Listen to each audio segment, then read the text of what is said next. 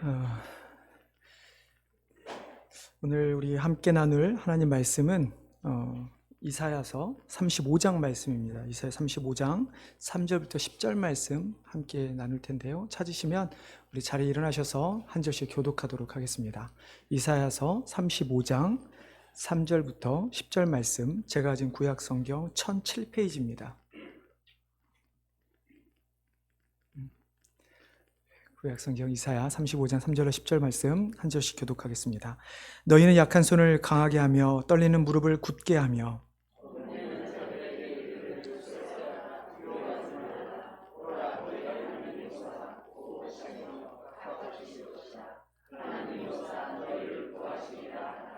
그때 맹인의 눈이 밝을 것이며 못 듣는 사람의 귀가 열릴 것이며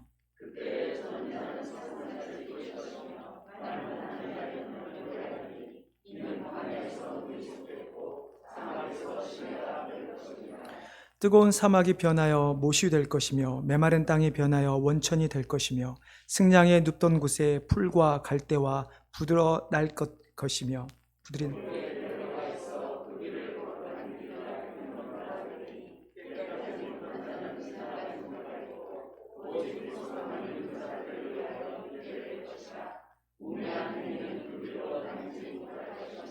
거기에는 사자가 없고 사나운 짐승이 그리로 올라가지 아니하므로 그것을 만나지 못하겠고 오직 구속함을 받은 자만 그리로 행할 것이며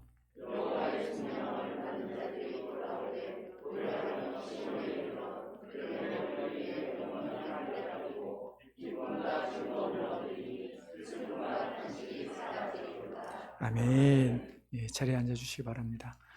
제가 한 번 더 기도하겠습니다. 하나님, 이 시간 우리가 하나님의 말씀을 듣기를 원합니다. 하나님, 우리에게 말씀하여 주시옵소서.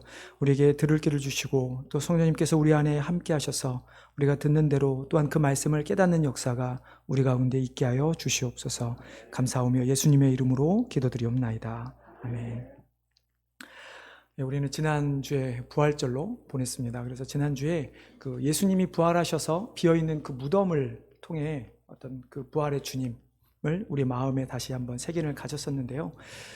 지난주에 여러분 그 본문이 생각나시는지 모르겠지만 예수님의 그 부활하심이 누구에겐가는 기쁨이었지만 그러나 누군가에게는 두려움이 갖게 된 순간이었습니다.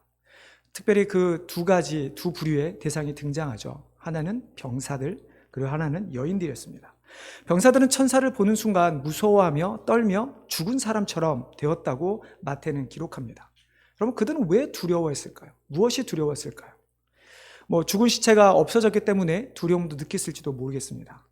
혹은 마치 귀신을 본 것처럼, 혹은 천사를 봐서 자신들이 한 번도 보지 못한 어떤 존재를 본 것에 대한 두려움도 있었을지도 모르겠습니다. 그러나 그들은 예수님의 부활을 믿지 않았기 때문에 그 모든 것이 귀신처럼 느껴졌고, 또한 그 시체가 없었다는 것 때문에 그 상관으로부터 처벌해 받을 자에 대한 두려움을 그들은 갖고 있었죠. 그러나 여인들은 예수님의 시체가 사라졌을 때는 두려움을 느끼지만, 그러나 예수님의 부활을 느끼는 그 순간 그 여인들에게는 두려움이 사라지면서 기쁨으로 가득 차게 되었습니다. 여러분, 이처럼 두려움이라고 하는 것은 우리가 무엇을 믿느냐에 따라서와 깊은 관련이 있습니다. 다시 말하면 믿음은 어떤 우리의 두려움으로 인해 영향을 받을 수 있다는 말씀입니다. 그러나 때로는 어떤 말이나 어떤 행동, 이런 것들이 두려움에 사로잡혀 있는 어떤 사람들에게 큰 위로와 평안과 기쁨을 주기도 하죠. 대표적인 게 아까 말씀드렸지만 마태복음 28장에 지난주에 그 여인들에게 예수님께서 나타나 평안하냐 인사라고 했을 때 그 여인들의 마음은 더 이상 두려움이 아닌 평안함과 기쁨으로 가득 찰 수 있게 되었죠. 예수님을 믿지 않았을 때 찾아오는 두려움, 그러나 또한 우리에게는 처음 겪었을 때 처음 어떤 하는 것들에 대한 두려움도 역시 있습니다. 내가 무언가를 인지하지 못했을 때 두려움도 있죠. 예를 들면 이런 이야기가 있습니다. 어떤 한 사람이 한 번도 얼음 낚시를 해본 적이 없는 사람이 여러 가지 장비를 들고 얼음 낚시를 하러 갔습니다.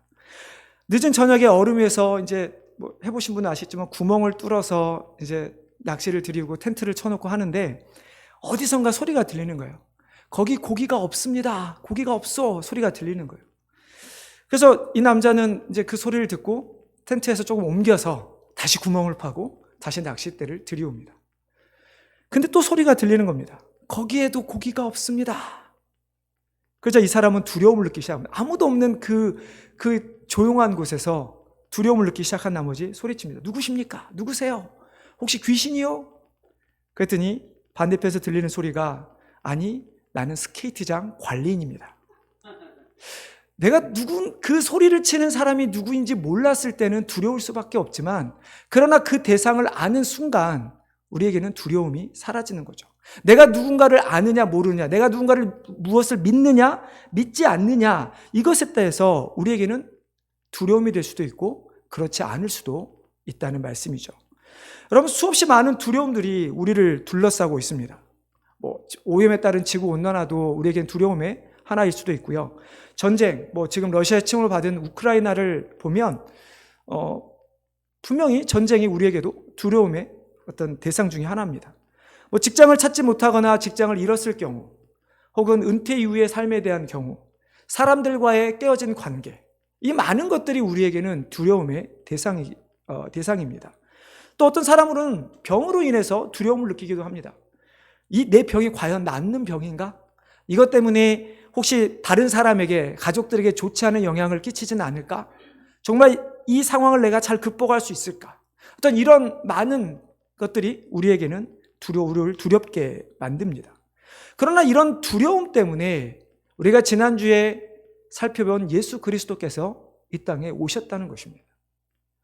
정확히 말하면 우리의 두려움의 본질인 죄에 대한 문제를 해결해 주시기 위해서 예수께서 이 땅에 오셨고, 부활하심으로 말미암아 그 문제를 해결해 주셨다는 것이죠. 자, 그러면 일단 우리가 과연 어떤 두려움에 처해 있는지를 한번 생각해 봐야 합니다. 내가 처해 있는 두려움을 알지 못하면, 그 근본을 알지 못하면 해결할 수 없기 때문이죠. 첫 번째 우리가 오늘 살펴보고 나서 두려움의 원인에 대한 건데요. 심리학자들에 의하면 현대인들이 느끼는 두려움의 종류가 몇 가지인지 아십니까? 적어도 맥시멈이 아니라 적어도 645가지 이상이 된다고 합니다. 너무 많죠?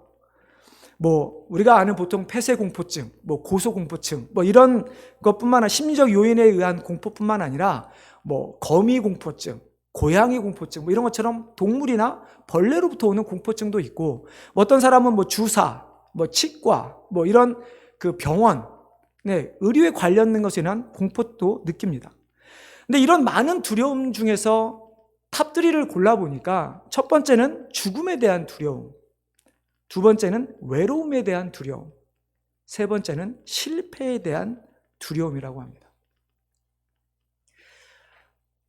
오늘 본문을 보면 이사야 선지자가 말하고 있는 두려움은 우리가 지금 현대 사람이 느끼고 있는 두려움과 크게 다르지가 않습니다. 여러분 5절 이하에 보면 이런 것들이 있죠. 앞을 못 보는 것, 듣지 못하는 것, 저는 것, 말 못하는 것, 그런 것처럼 어떤 온전하지 못한 신체, 즉 병을 가지고 있는 두려움이 있습니다. 뜨거운 사막이나 메마른 땅, 갈증과 굶주림에 대한 분명히 두려움이 있죠.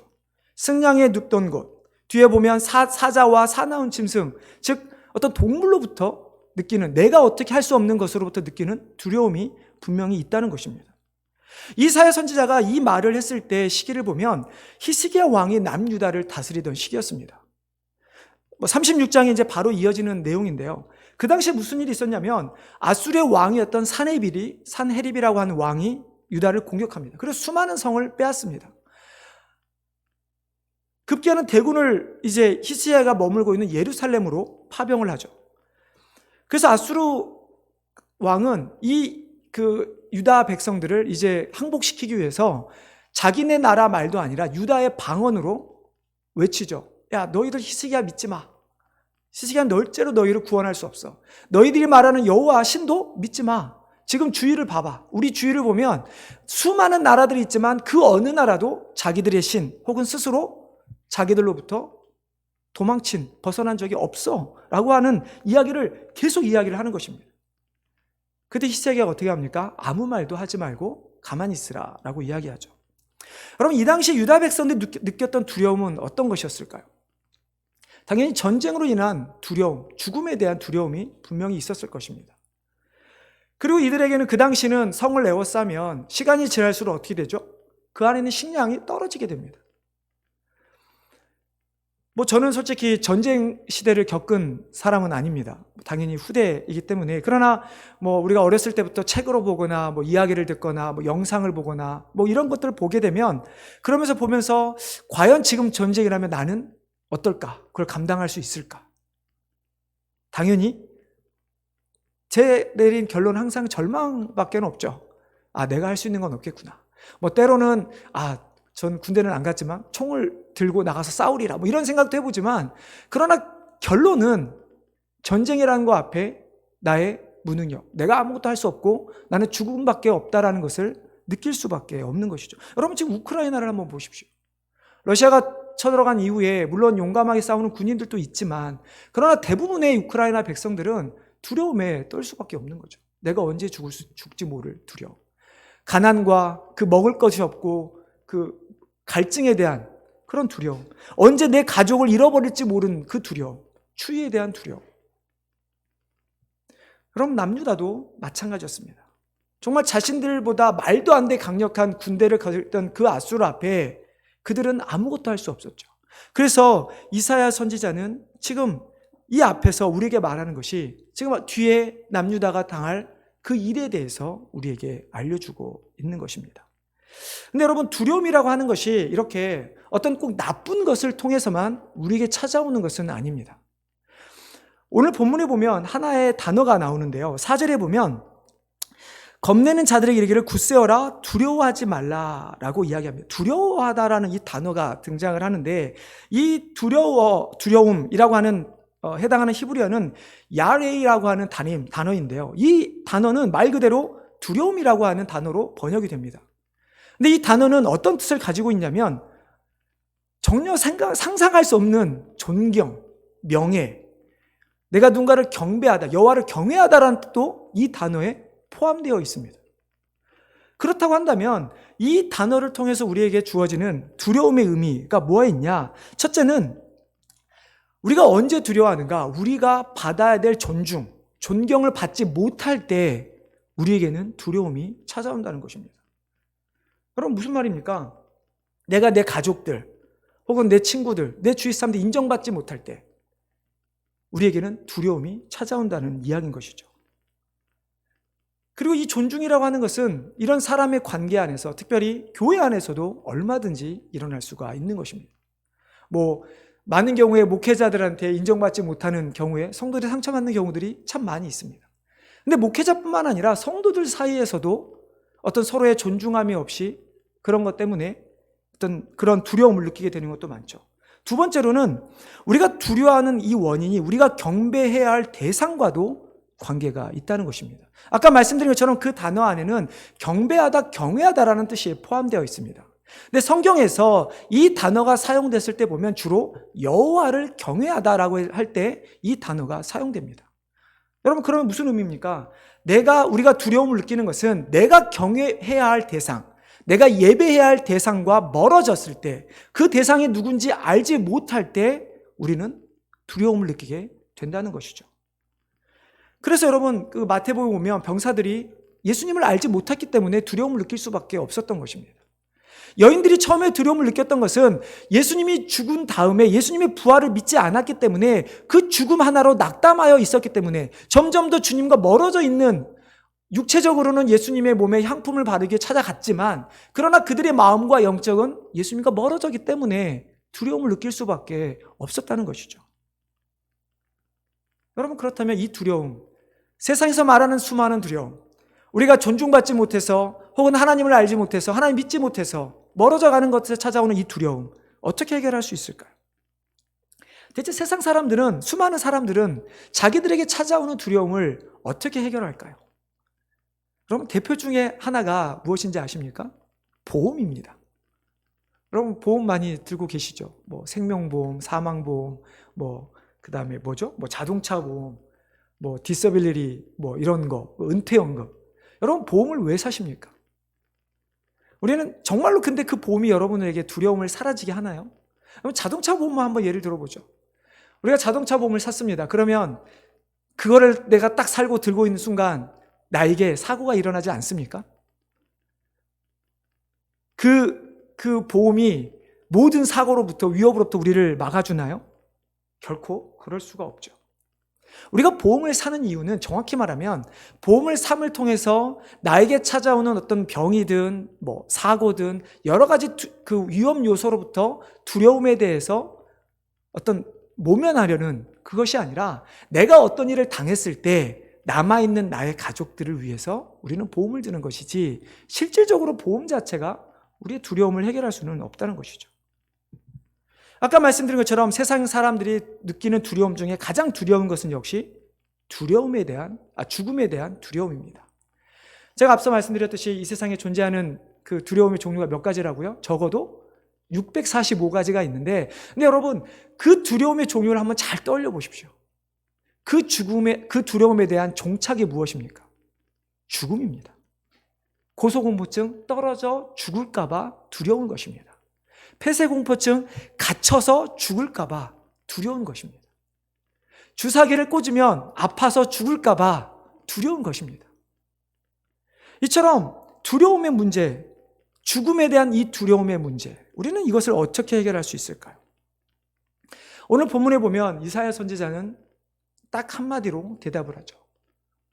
이 두려움의 존재를 누가 해결할 수 있습니까? 바로 하나님 한 분밖에 없다는 이야기입니다. 마태복음 11장에 보면 감옥에 갇힌 세례 요한의 이야기가 나옵니다. 세례 요한이 갇혔을 때 예수님께서 행하셨던 기적들, 수많은 일들을 듣게 됩니다. 그리고 세례 요한은 궁금합니다. 과연 이분이 메시아인가? 그래서 제자들을 보내서 예수님에게 묻습니다. 주님, 오실 그이가 당신이오니까 우리가 아니면 우리가 다른 일을 기다려야 합니까? 이때 예수님께서 이렇게 대답합니다. 마태복음 11장 5절 6절 제가 읽어드리겠습니다. 맹인이 보며 못 걷는 사람이 걸으며 나병 환자가 깨끗함을 받으며 못 듣는 자가 들으며 죽은 자가 살아나며 가난한 자에게 복음이 전파된다 하라. 누구든지 나로 말미암아 실족하지 아니하는 자는 복이 있도다 하시니라. 뭔가 익숙하지 않으신가요? 뭔가 들어본 것 같지 않으신가요? 네, 오늘 우리가 읽은 이사야 35장 4절부터 6절의 말씀입니다. 4절 말씀 보면 겁내는 자 이르기 굳세어라 두려워하지 말라. 보라 너희 하나님이 오사 보복하시며 갚아주실 것이라. 하나님이 오사 너희를 구하시리라. 누가 우리를 두려움에서 구원해 줄 수 있는가? 그것은 오직 하나님만이 우리를 두려움에서 구원해 주실 수 있다고 이사야 선지자는 말씀하고 있는 것입니다. 그리고 예수님께서 실제로 이 땅에 오셔서 그것을 성취하신 것이죠. 예수님께서 세례 요한의 제자들에게 이 말씀을 세례 요한에게 한 것, 결국 내가 너의 원수를 갚아주겠다. 내가 너의 어려움을, 두려움을 내가 듣고 해결해 주겠다. 내가 바로 그 모든 문제를 해결해야 될 메시아다라고 하는 것을 알려주고 있는 말씀입니다. 그럼 이 말을 들은 세례 요한은 어땠을까요? 얼마나 큰 위로가 그에게 있었을까요? 정말 그 자신의 평생토록 예수 그리스도의 그 길을 예비하는 일을 감당하다가 부당하게 감옥에 갇혀있는 세례 요한. 근데 지금 세례 요한에게 예수님께서 걱정하지 마라. 내가 너의 모든 것을 다 안다. 내가 너의 문제를 해결해 주겠다. 두려워하지 말라, 겁내지 말라고 하는 이 말을 했을 때 세례 요한의 마음은 어땠을까? 주님은 이 땅에 오셔서 우리에게 주신 그 말씀, 그리고 우리에게 보여주셨던 수많은 기적들, 그 수많은 예언의 성취를 통해서 우리에게 하나님께서 우리의 두려움을 위해 나를 보내셨다라는, 내가 메시아라는 것을 끊임없이 우리에게 말씀해 주셨습니다. 그렇기 때문에 우리가 부활하신 예수 그리스도를 붙들면 실은 두려워할 것도 없고 무서워할 것도 없고 힘들어할 것도 없는 것입니다. 왜냐하면 예수 그리스도를 온전히 믿는 성도들에게는 우리의 육체의 죽음이 그걸로 끝이 아니기 때문이죠. 사도 바울은 그저 우리 육체의 장막을 벗는 것이라 이야기합니다. 그리고 우리에게는 영원한 삶이 나중에 주어지는 것을 우리는 잘 알고 있기 때문입니다. 그럼 앞서 말씀드린 히스기야 왕 이야기로 잠시 돌아가 보겠습니다. 자, 아수르 왕이 쳐들어왔을 때 그 두려움 상황에서 히스기야는 그 두려움을 어떻게 해결을 했을까요? 히스기야 왕도 처음에는 인간적인 방법으로 두려움을 해결합니다. 이 이야기가 그 배경이 되는 사건을 보면, 즉 열왕기하 18장에 보면 이 사건이 다시 이제 잘 조명되어 있는데, 그렇게 사내립이 쳐들어왔을 때 그 아수르 왕이 뭐라고 하냐면, 내가 은 300달란트와 금 30달란트를 주면 내가 물러가겠다 이야기합니다. 그러자 히스기야는 성전 곳간에 있는 것 다, 왕궁에 있는 금 다 갖다 놓고 성전 문에 이렇게 도금했던 그 금까지 다 띄어다가 아수르 왕에게 줍니다. 근데 아수르 왕이 물러갔을까요? 아수르 왕이 조롱하죠. 그렇다고 내가 갈 줄 알았냐? 너희가 믿는 실은 또 그 당시에 남유다가 주변의 강대국들하고 관계를 맺어서 이 아수르와의 이 관계를 회복하려고 했었는데요. 그 중에 하나가 애굽이었습니다. 그러니까 아수르가 이야기하는 거죠. 애굽을 너희가 믿어봤자 과연 그들이 너희를 도와줄 수 있을 것 같냐? 끊임없이 아수르 왕 사네립은 이 히스기야의 인간적인 노력을 완전히 무시해버립니다. 결국 히스기야는 자신이 할 수 있는 능력을 가지고 해보려고 했지만 오히려 사네립도 조롱을 받고, 그가 하나님이 아닌 재물과 예굽을 의지했을 때 그는 조그마한 두려움도 해결할 수가 없었습니다. 이런 히스기야가 그 다음에 어떻게 했을까요? 19장에 보면 드디어 히스기야가 자기의 옷을 찢고 굵은 배를 입고 여호와의 전에 들어갑니다. 그리고 이사야에게 사람을 보내서 내가 어떻게 해야 합니까? 라고 묻습니다. 그리고 그때 이사야는 히스기야 왕에게 왕이여 기도하십시오. 하나님께 의지하십시오라고 이야기를 하죠. 히스기야는 하나님이 절에 들어가서 함께 기도하기 시작합니다. 그때 어떤 일이 벌어집니까?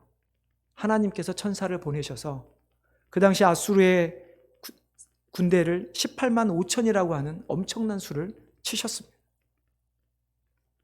여러분, 자신의 재물과 주변의 나라를 의지했던 이 히스기야는 아무것도 할 수 없었지만, 그래서 그 아수르라고 하는 그 두려움, 그 죽음에 대한 두려움을 해결할 수 없었지만, 그러나 그가 하나님을 의지했을 때 하나님께서 그 두려움을 해결해 주셨다는 것입니다.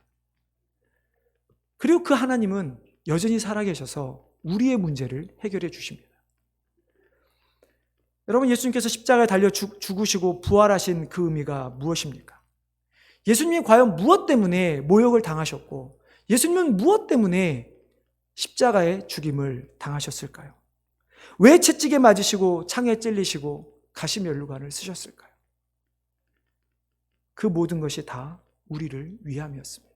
우리가 하나님으로부터 버림받고 우리의 죄 때문에 우리가 하나님을 떠나는 거죠. 우리가 하나님을 떠나는 걸로 말미암아 우리가 두려움에 떨고 있는 우리를 위해서, 죽음 앞에 아무것도 할 수 없는 우리를 위해서 예수님이 오셔서 조롱을 당하시고 채찍에 맞으시고 창에 찔리시고 십자가의 죽음을 당하신 것이죠.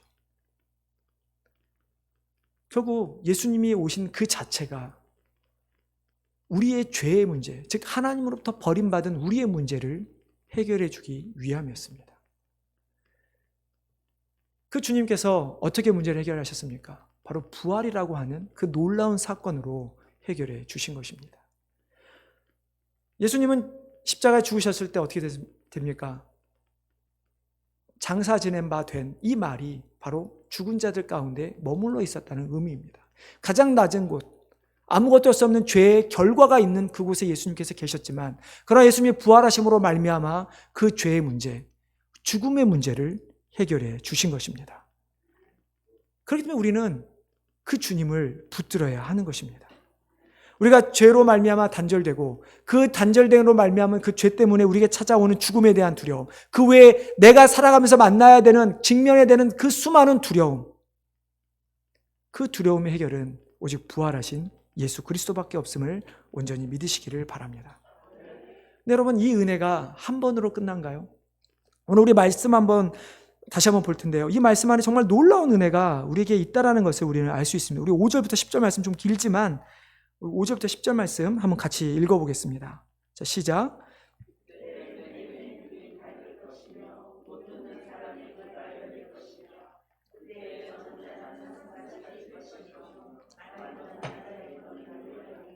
이는 광야에서 물이 솟겠고 사막에서 시내가 흐를 것입니다. 뜨거운 사막이 변하여 못이 될 것이며 메마른 땅이 변하여 원천이 될 것이며 승량에 눕던 곳에 풀과 갈대와 부들이 날 것이며 거기에 대로가 있어 그 길을 거룩한 길이라 일컫는 바 되리니 깨끗하지 못한 자는 지나가지 못하겠고 오직 구속함을 입은 자들을 위하여 있게 될 것이라. 우매한 행위는 그 길로 다니지 못할 것이며 거기에는 사자가 없고 사나운 짐승이 그리로 올라가지 아니하므로 그것을 만나지 못하겠고 오직 구속함을 받은 자만 그리로 행할 것이며 여호와의 속량함을 받은 자들이 돌아오되 노래하며 시온에 이르러 그들의 머리 위에 영영한 희락을 띠고 슬픔과 탄식이 사라지리로다. 아멘. 하나님께서 우리 가운데 그 많은 문제들을 해결할 수 있는 대로를 마련해 주신다고 말씀합니다. 그리고 구속함을 받은 자들은 그 대로에 우리가 걸어갈 수 있도록 해주신다는 이야기입니다. 그 대로에는 어떠한 두려움도 없고 어떠한 우리를 위협하는 것들도 없다고 말씀합니다.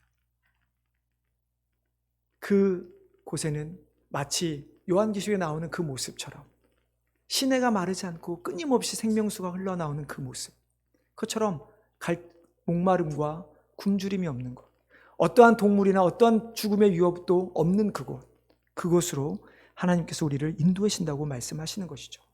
근데 여기 더 중요한 것은 그 하나님께서 우리를 영원토록 끝까지 지켜주신다고 약속하고 있다는 것입니다. 여러분, 이것이 바로 성도의 견인이죠.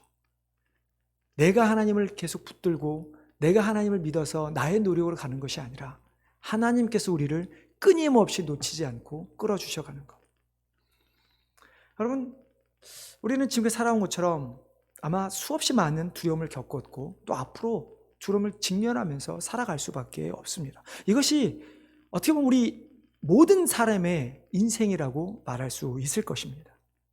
이런 상황에서 히스기야처럼 더 안전한 곳을 찾을 노력을 할 것이고 누군가가 더 나보다 강한 사람을 찾아서 그 어려움을 대비할 수도 있겠지만 그러나 그것으로는 결코 두려움을 해결할 수 없다는 것을 깨달으시길 바랍니다. 우리가 아무리 코로나가 끝난다 하더라도 여전히 우리는 코로나라고 하는 두려움 속에 살아갑니다. 지금 전쟁이라는 것이 우크라이나에서 일어나고 있지만 그러나 실은 우리에게도 그 전쟁의 파급 효과는 직면에 있습니다. 또 실제로 우리가 언제 전쟁에 휘말릴지도 모릅니다. 이런 이야기 있지 않나요? 언제 푸틴이 핵미사일을 쏠지도 모른다. 여러분, 핵미사일 쏘는 그 순간 단순히 그 우크라이나와 러시아의 문제로 끝나지가 않을 것입니다. 여러분, 이처럼 우리가 모든 것을 포기하고 내려놓고 싶을지라도 내가 정말 차라리 어떤 사람들은 그냥 내가 내 목숨 끊어서 이 땅을 떠나리라 라고 생각하는 사람도 있을지 모르겠지만 그러나 우리가 정말 하나님을 온전히 믿는다면 그 주님께서 우리를 끝까지 붙들어 주신다는 걸 믿는다면 우리는 결코 그런 두려움 속에 살아갈 이유가 없는 것입니다. 여러분, 이것이 어떻게 여러분 확신할 수 있습니까? 그렇다면 여러분들은 어떻게 하나님께서 여러분들을 택하시고 끝까지 인도하실 것을 확신할 수 있습니까?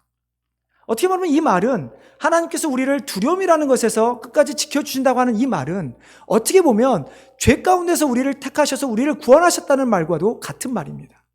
그렇다면 여러분 어떻게 확신할 수 있습니까? 어떻게 확신을 가질 수 있을까요? 이 확신을 우리가 인간적인 측면에서 이해하면 우리는 절대로 확신을 가질 수 없습니다.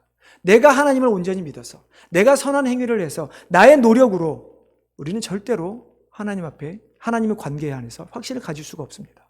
왜냐하면 우리는 때때로 넘어지잖아요. 내가 넘어질 때마다 벌 받을 것 같은 두려움을 우리는 가질 수밖에 없잖아요.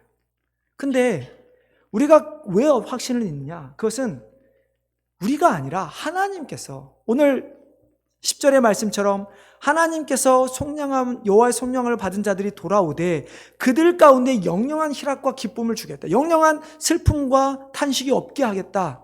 하나님께서 약속하셨기 때문에 우리는 확신을 가질 수 있는 것입니다. 그렇기 때문에 우리는 비록 때로는 넘어지고 때로는 두려움 속에 있다 할지라도 그러나 우리를 놓지 않으신 그 하나님이 계시기에 우리의 비록 믿음이 어느 순간 우리는 작아졌다 할지라도 연약해졌다 할지라도 하나님께서 우리를 다시 끄집어내셔서 하나님의 자녀로 다시 이 땅에 살아가도록 하신다는 것입니다. 그래서 이사야 선지자는 오늘 이 말씀 우리에게 말씀하시기를 겁내는 자들이여 너희는 두려워하지 말라. 떨지 말라. 하나님께서 너희와 함께 하실 것이라.